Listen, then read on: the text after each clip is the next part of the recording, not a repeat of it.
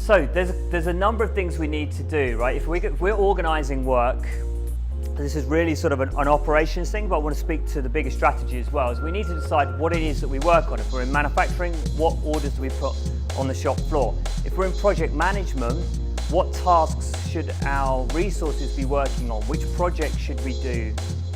Like with the projects you're doing, are they the right projects? Should you be doing that many projects? With the work that's on the shop floor in manufacturing, is it the right work? Because we often then get ourselves caught up in execution mode of arguing over what the priority is when half of it shouldn't be there anyway.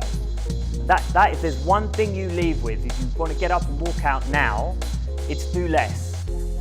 Take whatever work you're doing right now and halve it.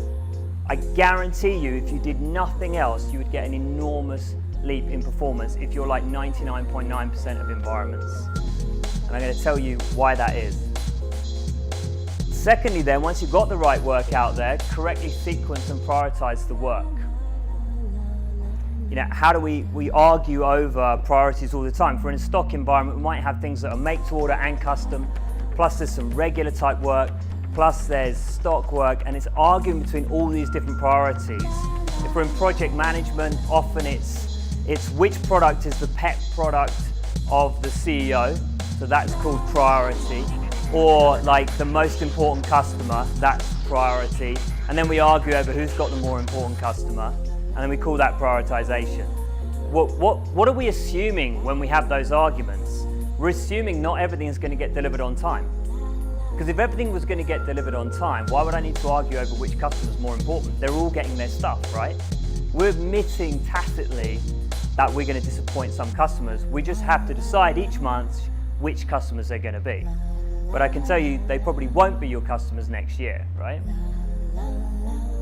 Then we need to talk about placing effective protective buffers. All of this comes down to variation.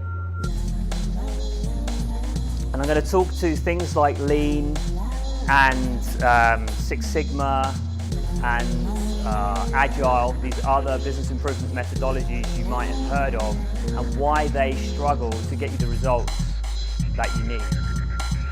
And then it's about managing your capacity, focusing correctly, and finally, how can we use this? How can we use operational excellence to give us a decisive competitive edge in the market?